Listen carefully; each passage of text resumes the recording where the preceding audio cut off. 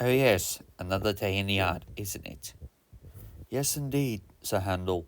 Well, tell us about it, Duke. Well, it all claimed that we used to work on our line on the Mid-Sodor Railway. Now it is shut down, and no one could ever see it again. For instance, oh yes, I remember the time I was just called Falcon, and I remember the time I was just called Stuart, for obvious reasons. Well, I will tell you something that happened. We had our line in the Mid-Sodor Railway. We all lived in the shed with each other. You, Peter Sam, was Stuart. You, Sir Handel, were Falcon. And I, however, was named after His Grace, the Duke of Sodor. I knew it very well, like any other. We did our jobs when engines came and went.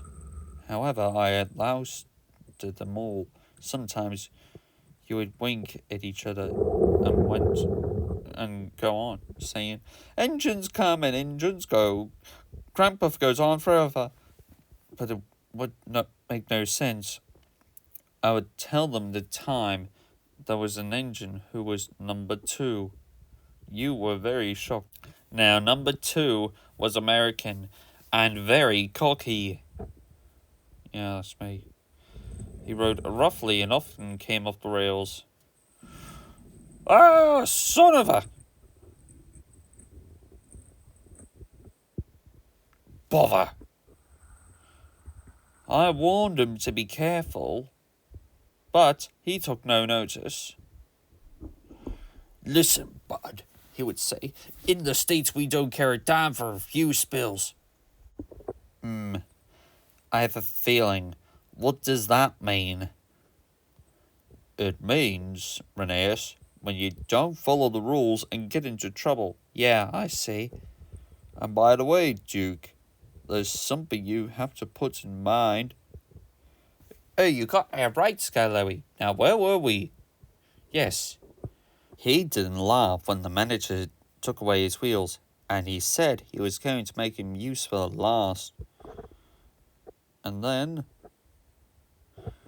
oh no, here we go. He was turned into a pumping engine. That's what. He's still there, behind our shed. And however, the 3 of us were very happy together for all the years. And then hard times were changing. The mines were closing one by one, and we had little to do.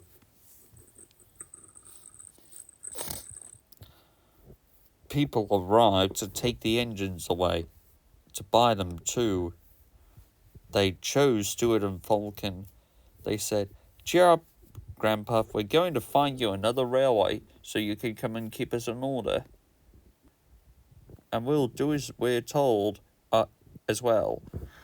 They all laughed bravely, but none of them thought it would ever come true. Nobody wants me, I said nervously. Then I backed into the shed, unhappily, and I went to sleep, and thinking all sorts of things would happen to me as well. Trees and rocks grew around.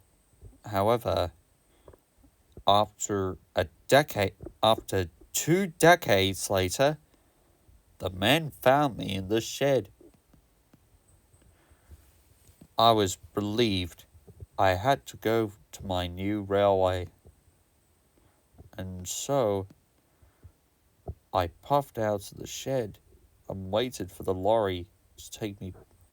And so it was done. I went off to my new home. When I got there, you guys were waiting for a welcome. However, one of these days, you would come and keep me in order whatsoever. And now, I had never thought about anything else ever since. And that, guys, is how I always got here. You really liked it, if you know what I mean. Well, we did hear about number two. However, he's been scrapped so badly. Yes, we never thought we'd see him again. Oh, yes, my driver told me a story about this in the sheds. However, he considered it very well, in fact. But I don't know what would happen next. But that will have to wait for another time.